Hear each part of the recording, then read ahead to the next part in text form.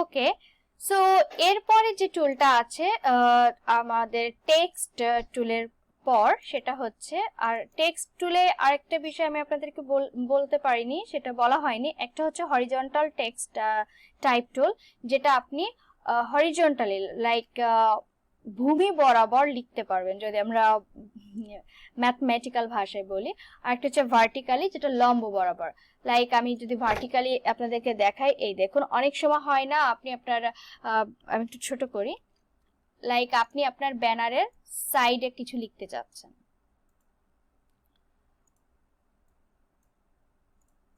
আপনার ব্যানারের সাইডে আপনি কিছু লিখবেন, সো দেন আপনি কিন্তু চাইলে ভার্টিক্যালটা চুজ করতে পারেন। দেখুন আমি এখন এটা সেম যদি আমি চাই এটার মতো ইফেক্ট দিতে, দেখুন আমি এখানে স্ট্রোকে গিয়ে স্ট্রোক দিয়ে দিলাম, ড্রপ শ্যাডো। ওকে, সো আরেকটা বিষয় আমি আপনাদেরকে বলতে চাই, এটা আমি আপনাদেরকে আবার দ্বিতীয়বারের মতো করে দেখালাম যেন আপনাদের রিভাইজ হয়, বাট আপনারা আরেকটা কাজ করতে পারেন। অ্যাকচুয়ালি কাজ করার সুবিধার্থে অনেক রকম কাজ আছে, অনেক টেকনিক আছে, লাইক আপনি কিন্তু অলরেডি একটা ডিজাইন করেছেন, সো আপনি যদি সেম ইফেক্টটা অন্য একটা ফেলতে চান, তখন কিন্তু আপনি জাস্ট যেটা আগে ইফেক্ট ইউজ করেছেন সেই লেয়ারটা সিলেক্ট করে রাইট বাটন ক্লিক করবেন, দেখুন copy layer style. So copy layer style দিয়ে এখানে গিয়ে আপনি যদি পেস্ট লেয়ার স্টাইল দিয়ে দেন, দেখুন আপনার কিন্তু জাস্ট 1 সেকেন্ডে সেম হয়ে গেল। এখন যদি আপনি চান যে এখান থেকে কিছু বাড়িয়ে কমিয়ে সেটাও আপনি করতে পারবেন, বা সেম রাখতে চাইলে রাখতে পারবেন। আর দেন আরেকটা যেটা আসছে সেটা হচ্ছে এখানে এটা দেখুন direct selection tool. Direct selection টুলের একটা ইন্টারেস্টিং, আপনি বিভিন্ন শেপ ক্রিয়েট করার ক্ষেত্রে বা শেপ কাস্টমাইজের ক্ষেত্রে কিন্তু আপনি ডিরেক্ট সিলেকশন টুলটা ইউজ করতে পারবেন। লাইক ব্যানার ডিজাইনের সময় কিন্তু আমাদের বিভিন্ন শেপ ক্রিয়েট করা লাগে, সো এটার জন্য আমি একটু নতুন একটা পেজে যাব, এখানে না। সো দেখুন এখান থেকে আমি ফার্স্টে রেক্টেঙ্গেলটা নিয়ে একটা শেপ নিব, দেন আমি এটা স্ট্রোক নো স্ট্রোক দিব, আর এখান থেকে আমি কালারে গিয়ে লাইক ওকে এই কালারটা দিয়ে দিই, এটা দিই। ওকে, সো ডিরেক্ট সিলেকশন টুলের যে কাজ হচ্ছে, আপনি এই টুলটা সিলেক্ট করার পর এখানে দেখুন 4টা পয়েন্ট আছে। ওকে, সো আপনি চাইলে যে কোনো একটা পয়েন্ট ধরে, দেখুন আমি যদি এটা ধরে ডাবল ক্লিক করব, ডাবল ক্লিক করতে হবে। ওকে, দেন আপনি কিন্তু দেখুন এটাকে ইচ্ছা মতো শেপ দিতে পারছেন। ওকে, সো এটা ছিল ডিরেক্ট সিলেকশন টুলের একটা আমি যদি লাইক লিপস নেই, এখান থেকেও কিন্তু আপনি ডিরেক্ট সিলেকশন টুল দিয়ে দেখুন। সো ভেরি ইন্টারেস্টিং অ্যাকচুয়ালি ফটোশপের কাজ বা গ্রাফিক্সের কাজ, যেখানে আপনাকে কিন্তু অনেক বাধ্যবাধকতা থাকে না, আপনার ফ্লেক্সিবিলিটি, কাজের ফ্লেক্সিবিলিটি আরো বাড়িয়ে দেয়। সো এটা ছিল ডিরেক্ট সিলেকশন টুলের একটা কাজ। আরো আছে, আমি আপনাদেরকে দেখাবো, অবশ্যই কেটে দিই। আরেকটা ভাবে আপনি করতে পারবেন, এখানে পেন টুলের ক্ষেত্রে একটা করতে পারবেন, সেটা আগে দেখিয়ে দিই। লাইক আবার আমি একটা শেপ নিলাম। ওকে, সো এখানে দেখুন পেন টুলের ক্ষেত্রে কিন্তু একটা অপশন আছে delete anchor point. So delete anchor পয়েন্টে যদি আপনি ক্লিক করে যে কোনো একটা পয়েন্টে ক্লিক করেন, কিন্তু সেই পয়েন্টটা ডিলিট করে দেবে।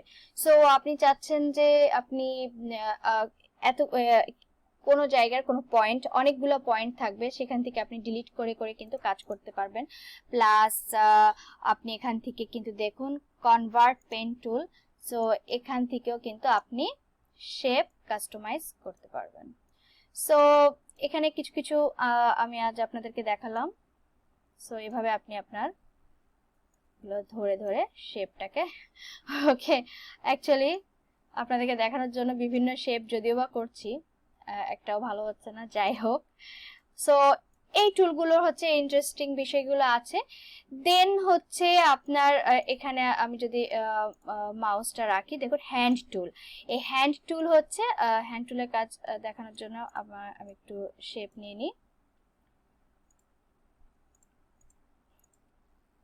ওকে, সো হ্যান্ড টুলের কাজ হচ্ছে এটা ধরে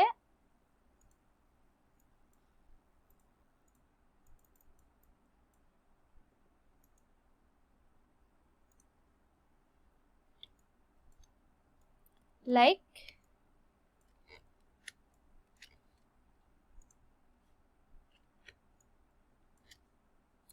what's problem?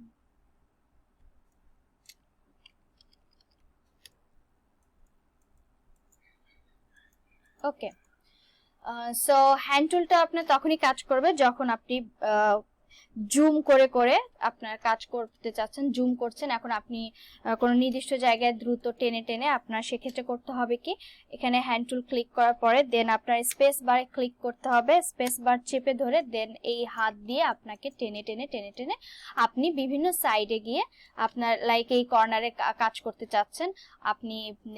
ফার্স্ট আমি ডিরেক্ট সিলেকশন টুল দিয়ে আমি এই কর্নারটা একটু করলাম। ওকে, দেন আপনি চাচ্ছেন যে নিচের কর্নারে আপনি একটু কাজ করবেন, আপনি কিন্তু এখানেও হ্যান্ড টুল সিলেক্ট করতে পারেন বা ডিরেক্ট যদি আপনি স্পেস ক্লিক করেন দেখুন হাত চলে এসেছে, সো এটা হ্যান্ড টুল। আর দেন কিন্তু আপনি এখান থেকে আবার সিলেক্ট করে এটা কাস্টমাইজ করতে পারবেন। আর দেন হচ্ছে জুম টুল। জুম টুলের কাজ হচ্ছে আপনি দেখুন আপনার মাউসটা যদি আপনি রাইট সাইডে ক্লিক করেন দেন জুম হচ্ছে, লেফট সাইডে গেলে জুম আউট হচ্ছে। Okay, so zoom in zoom out এই বিষয়গুলো ছিল। আর আরেকটি বিষয় আমি আপনাদেরকে দেখাবো, সেটা হচ্ছে আমার একটা লেসন আমি রেখেছি আপনি কিভাবে অ্যানিমেটেড ব্যানার ইউজ করবেন, অ্যানিমেটেড ব্যানার বা স্লাইডিং ব্যানার নিয়ে কাজ করবেন। সো সেই অ্যানিমেটেড ব্যানার বা স্লাইডিং ব্যানারটা আপনি কাজ করতে হলে আমি অলরেডি আপনাদের কেটে দিয়েছি, ওটা আগে থেকে ওপেন ছিল। অ্যাকচুয়ালি আমি বিভিন্ন সময় ক্লায়েন্টের কাজ, মোস্ট অফ দ্য ক্লায়েন্টের কাজের ক্ষেত্রে আমি অ্যানিমেটেড ব্যানার ইউজ করি তাদেরকে ইমপ্রেস করার জন্য। সো দ্যাটস ওয়াই ওই টাইম লাইনটা আমার ওপেনই থাকে।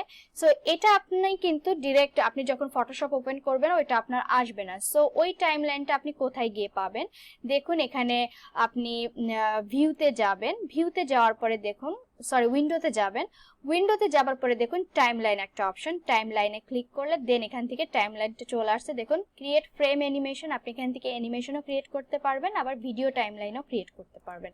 ওকে, সো এই ছিল টাইম লাইনের বিষয়টা। আর টাইম লাইনটা সম্পর্কে আমরা বিস্তারিতভাবে আলোচনা করব যখন আমরা হচ্ছে স্লাইডিং ব্যানার বা অ্যানিমেটেড ব্যানার নিয়ে কাজ করব। আর এখন আমি আপনাদেরকে আরেকটা জিনিস দেখাবো, সেটা হচ্ছে বিভিন্ন এটার জন্য আমি আর কিছু শেপ নিয়ে নিই, ওয়েট, তাহলে আমি বলার ক্ষেত্রে আমার জন্য আরো সুবিধা হবে। লাইক এটা নিলাম, না স্যার এটা নিব না, এটা নিলাম।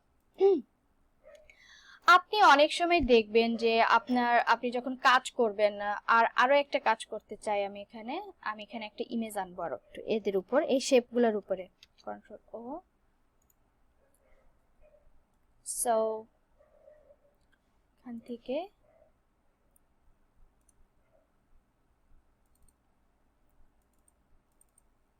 ওকে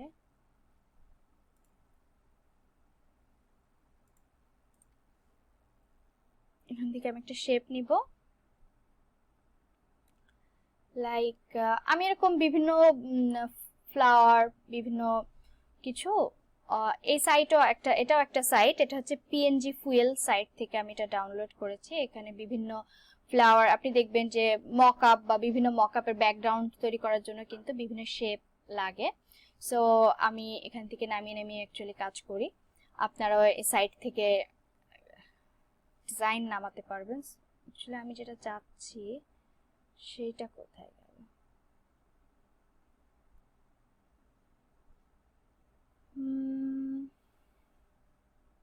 হ্যাঁ, লাইক দিস। অনেক সময় হয় এটা করাচ্ছে, আচ্ছা এইটা আমি পরে দেখাই, ফার্স্টে আমি এই দুইটা ইমেজ দেখাতে চাচ্ছি। সো আপনার দুইটা শেপ আছে, এখন অনেক সময় আপনি দেখবেন যে বিভিন্ন ডিজাইনার দুইটা শেপ এক করে, তার মাঝখানে আবার যে দুইটা শেপের যে দুইটা জায়গা মিলিত হয় ওইখানে কালারটা আবার চেঞ্জ হয়ে যায়। সো এটা কিভাবে করে, সো এটা করতে হলে আপনাকে আপনি প্রথম যে উপরের যে লেয়ারটা থাকবে সেই লেয়ারটা সিলেক্ট করবেন, সিলেক্ট করার পর এখান থেকে গিয়ে আপনি দেখুন এখানে একটা অপশন আছে মাল্টিপ্লাইতে ক্লিক করলে দেখুন ও যে জায়গাটা স্পর্শ করেছে সেই জায়গাটা দুইটা কালার ব্লেন্ড হয়ে আরেকটা কালার ক্রিয়েট করেছে। লাইক আমি যদি এখান থেকে আরেকটা শেপ নেই, লাইক আমি এখানে একটা ইয়েলো শেপ নিয়ে নিই, কাস্টমে যাই।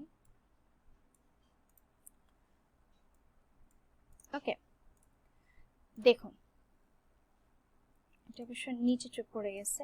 এখানে আমি যদি যাই, এখন আমি এটাকে মাল্টিপ্লাই করে দেব। দেখুন, সো এখানে কি হয়েছে, এই হলুদের সঙ্গে গোলাপিটা মাল্টিপ্লাই হয়েছে, আর এই সাইডে হলুদের সঙ্গে নীল হয়েছে।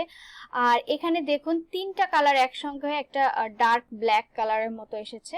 সো এই এই যে বিষয়গুলো আপনি বিভিন্ন ব্যানারের ক্ষেত্রে বা বিভিন্ন ইফেক্টে ইউজ করতে চাইলে, আপনি যদি আপনার টেমপ্লেট ডিজাইনে করতে চান তাহলে কিন্তু এভাবে আপনি করতে পারবেন। সো এটা একটা ইন্টারেস্টিং ফ্যাক্ট। সো এখানে মাল্টিপ্লাই অপশনটা অনেক কাজ আছে। আবার আপনি একটা আছে ওভারলে দিলে দেখুন এই সাইডটা চলে গেছে, এটা আছে। সো এরকম আরো স্ক্রিন আছে। সো বিভিন্ন কাজ ডিজাইন করার ক্ষেত্রে আপনি কিন্তু বিভিন্ন ইফেক্ট এখান থেকে এরকম করে ব্যবহার করে করে আপনি দেখতে পারবেন। দেখুন এখান থেকে কিন্তু আপনার লেয়ারের ইয়াটা চেঞ্জ হচ্ছে। সো এটা গেল একটা বিষয়। আমি তিনটা যদি গ্রুপ করি, কন্ট্রোল জি মানে গ্রুপ, আপনি তিনটা শিফট চেপে সিলেক্ট করার পর কন্ট্রোল জি দিলে দেখুন গ্রুপ ক্রিয়েট হলো। দেন আমি এটা মিনিমাইজ করে দেব। মিনিমাইজ করে দেওয়ার পর চলুন আমরা একটা ইমেজ আনবো এখানে। লাইক এখানে একটা হাঁসের ইমেজ ছিল, চলুন আমরা সে হাঁসের ইমেজটা বা পাখির ইমেজ, হাঁসের ইমেজটা কোথায়, বা এই ইমেজটা নেই, এটা নিয়ে দেখাতে বেশি সুবিধা হবে। দেখুন আপনি চাইলে দুইটা ইমেজকে ব্লেন্ড করতে পারবেন। বিভিন্ন ডিজাইনের সময় দেখবেন আপনার বিভিন্ন একটা ইমেজের সঙ্গে আরেকটা ইমেজ ব্লেন্ড করলে কিন্তু আরেকটা তৃতীয় আপনার একটা ইউনিক ডিজাইন বা ইউনিক লেয়ার ক্রিয়েট হয়। সো এটা দেখানোর জন্য আমি একটু প্লেস এমবেডে যাব, দেন এটা ক্লিক করব।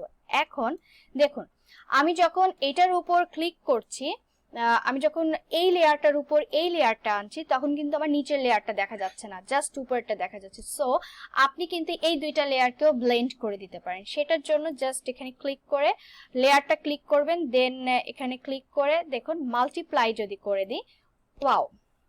সো আপনার কিন্তু বোঝাই যাচ্ছে না যেটা আপনি করেছেন। তবে একটা বিষয় আছে, দেখুন দুইটা মাল্টিপ্লাই করার পরে কিন্তু আপনার এই যে ব্যাকগ্রাউন্ডের শেপ, এটা কিন্তু ফুলের উপর একটু চলে এসেছে, যেটা কিন্তু আপনার কাজটা আরো স্মুথলি যদি আপনি করতে চান, আরো ফ্রেশ করতে চান, সেক্ষেত্রে কিন্তু আপনাকে যেটা করতে হবে, উপরেরটা সিলেক্ট করবেন, দেন মাস্কিং করবেন। মাস্কিং করার পর সেই ব্রাশ টুলটা নেওয়ার পরে একটু মিনিমাইজ করে নিই টুলটা, এবং অবশ্যই সফট এজ আছে কিনা দেখবেন। দেন এখান থেকে আপনি কিন্তু কিছু মুছে দিতে পারেন। ওকে, সো দেখুন আমার কিন্তু আরো রিয়েলিস্টিক লাগছে, কেউ বুঝতেই পারবে না যে আপনি এটা নতুন করে এনেছেন। সো যে জায়গায় আপনার মনে হবে যে ওই শেপটা চলে এসেছে, সেই জায়গাগুলো যদি আপনি মুছে দেন তাহলে কিন্তু পারফেক্ট। সো হোপ এইটা আপনাদের ভালো লেগেছে। তো আপাতত যে টুলস গুলোর বিষয়ে আপনাদেরকে আমি জানাতে চেয়েছিলাম, হোপ আমি মোস্ট অফ দা টুলস সম্পর্কে আমি বলতে পেরেছি। আর এরপরেও যদি কোনো কিছু বাকি থেকে যায়, সেগুলো আমরা যখন স্টেপ বাই স্টেপ বিভিন্ন প্রজেক্ট করব, like custom banner, custom pre header, custom footer. আর কাস্টম প্রি হেডার, কাস্টম ফুটারের ক্ষেত্রে কিন্তু আপনার এই লাস্ট যে কাজটা দেখালাম, এইটাই কিন্তু বারবার ঘুরে ফিরে আসবে, ব্লেন্ডিং করাটা বিভিন্ন ইমেজ। সো আশা করি এই লেসনটা আপনাদের ভালো লেগেছে। আর ফটোশপ টুলস নিয়ে অ্যাকচুয়ালি আমি মনে করি আমি অনেক শর্টকাট বুঝিয়েছি, অ্যাকচুয়ালি এর চেয়ে শর্টকাট বোঝানোটা কঠিন। আর আমি কিন্তু আমি মনে করি যে আমি আপনাদেরকে 30%ও বলিনি, এর কিন্তু আরো হিউজ আছে। বাট আমি সব যদি আপনাদেরকে করাতে চাই বা বুঝাতে চাই, সেটা অ্যাকচুয়ালি পসিবল না। আর টেমপ্লেট ডিজাইনের ক্ষেত্রে আপনার এগুলো সব বিষয়ে জানাও লাগবে না। সো সবাই ভালো থাকবেন, দেখা হবে পরবর্তী লেসনে। আল্লাহ হাফেজ।